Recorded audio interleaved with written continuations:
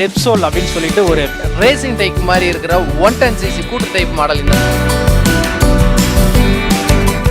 இன்னைக்கு வந்து பார்த்தோம் அப்படின்னா ஹோண்டா டியோவில் வந்து பார்த்தோம் அப்படின்னா ரெப்சோல் அப்படின்னு சொல்லிட்டு ஒரு BS6 ஸ்கூட்டர் வந்து இருக்கு.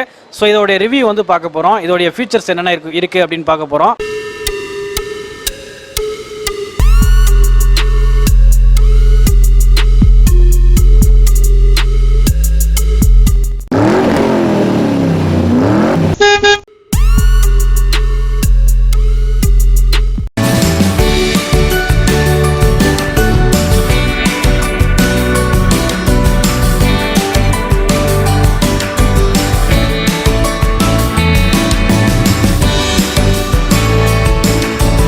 இதோடைய ஸ்டார்டிங் ரேட் வந்து பார்த்தோம் அப்படின்னா 89,000 ஆரம்பிக்குது.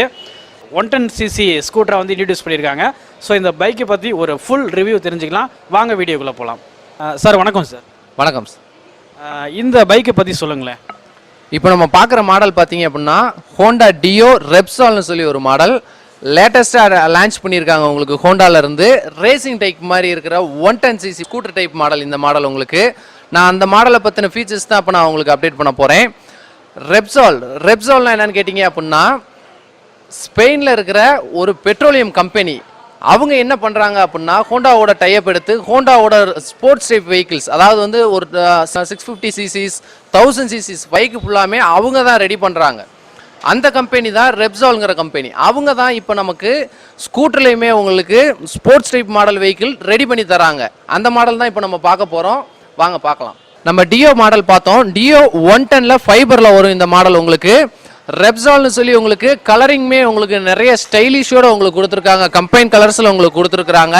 நீங்கள் பார்க்குற இந்த மாடல் தான் டியோ ரெப்சால் நியூ டைப். இது உங்களுக்கு இதில் என்ன அப்டேஷன் அப்படின்னு கேட்டிங்க அப்படின்னா உங்களுக்கு இந்த மாடல் 110ல அலாய் வீலோட கொடுத்துருக்க ஒரே மாடல் இந்த மாடல் தான். உங்களுக்கு ஸ்போர்ட்ஸ் டைப் வீலோட வரும். உங்களுக்கு அலாய் வீல் உங்களுக்கு இந்த மாதிரி வரும். உங்களுக்கு plus tubeless tyre, alloy plus tubeless ரெண்டுமே வந்துடும் உங்களுக்கு இந்த மாடலில். உங்களுக்கு இதுதான் புதுசாக அப்டேட் பண்ணியிருக்காங்க. உங்களுக்கு கலர்ஸ் ப்ளஸ் அலாய் வீல் 110ல பெஸ்ட்டாக கொடுத்துருக்குற மாடல் இது. உங்களுக்கு அலாய் வீலோட ஸ்போர்ட்ஸ் டைப் வெஹிக்கிளாக உங்களுக்கு கொடுத்துருக்காங்க. உங்களுக்கு இது ஸ்கூட்டரில் நம்ம பிரேக்கிங்னு பார்த்தீங்க அப்படின்னா combi brake, back brake apply பண்ணாலே ஃப்ரண்ட்டும் சேர்ந்து அப்ளை ஆகும். அதே மாதிரி டைப் தான் உங்களுக்கு கொடுத்துருக்காங்க. இந்த வீலுமே பார்த்தீங்க அப்படின்னா 12 inch வீல் வரும். உங்களுக்கு டெலஸ்கோபிக் ஃபோர்க்கோட வந்துடும். உங்களுக்கு வண்டி ஸ்கிட் ஆகாது. உங்களுக்கு வண்டி எவ்வளோதான் வேகமாக போனாலுமே வண்டி பிரேக்கிங் பண்ணோம் அப்படின்னா உங்களுக்கு வண்டி வந்து சடனாக நிற்கும். அதுக்காக தான் உங்களுக்கு கொடுத்துருக்காங்க. பம்பிங்குமே உங்களுக்கு நல்லாயிருக்கும். உங்களுக்கு ரேசிங்கிறதுனால உங்களுக்கு வந்து வைப்ரேஷன் உங்களுக்கு டோட்டலாக உங்களுக்கு கையில் தெரியாது. உங்களுக்கு அந்த அளவுக்கு நல்லாயிருக்கும். உங்களுக்கு இப்போ நம்ம இந்த மாடலோட டிஸ்பிளே, டிஜிட்டல் டிஸ்பிளேவை பற்றி பார்த்துக்கிட்டு இருக்கோம். இதில் நீங்கள் பார்த்தீங்க அப்படின்னா மேலே இந்த இடத்துல வர்றது டைமிங் வரும். உங்களுக்கு பெட்ரோல் லெவல் இந்த இடத்துல உங்களுக்கு வியூ ஆகும். சர்வீஸ் பண்ணுற இண்டிகேஷன் ஒன்று உங்களுக்கு இந்த இடத்துல காமிக்கும். சர்வீஸ் டியூ அப்போ சர்வீஸ் டியூ இண்டிகேஷன் உங்களுக்கு இதில் காமிக்கும். டோட்டல் கிலோமீட்டர் இதில் உங்களுக்கு காமிக்கும். இந்த பட்டனை ப்ரெஸ் பண்ணிங்க அப்படின்னா ட்ரிப்புன்னு ஒரு மாடல் வரும். உங்களுக்கு ட்ரிப்புன்னு ஒரு ஆப்ஷன் இருக்குது. இதில் ட்ரிப்பு எதுக்காக அப்படின்னா நம்ம பெட்ரோல் போடுறப்ப மைலேஜ் செக் பண்ணுறதுக்காக ட்ரிப்புங்கிறத நம்ம யூஸ் பண்ணுவோம்.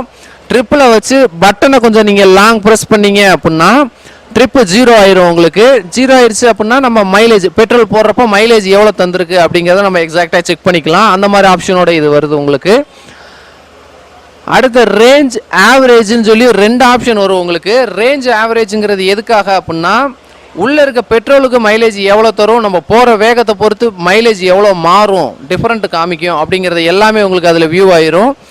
ப்ளஸ் வந்து நம்ம உங்களுக்கு இதை ஃப்ரண்ட் வியூ பார்க்குறோம்.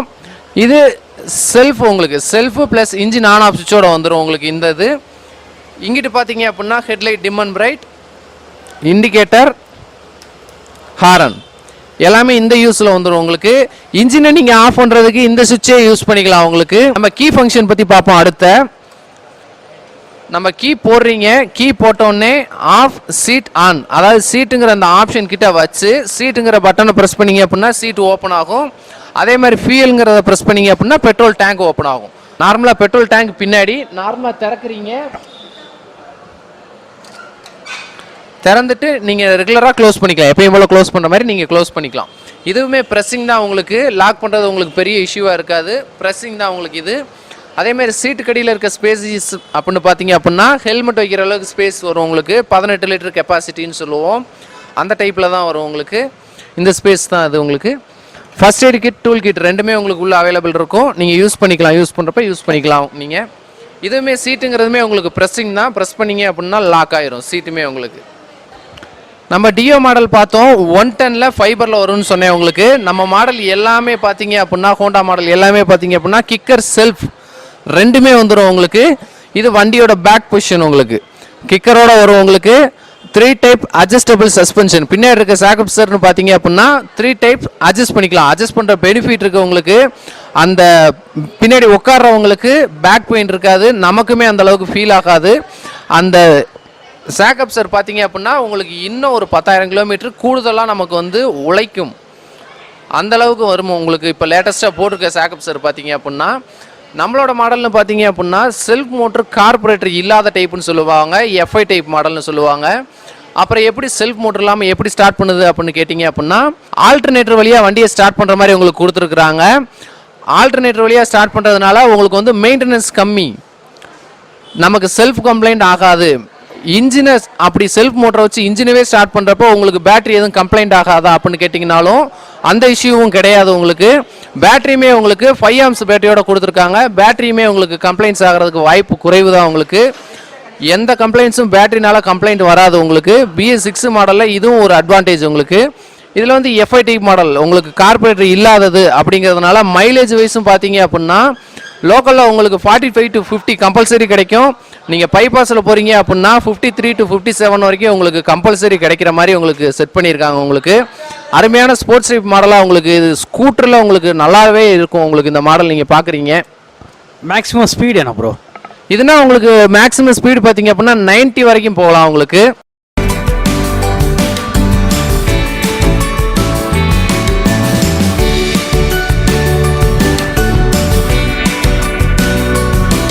இதோட பட்ஜெட் சொல்லுங்கள் ப்ரோ.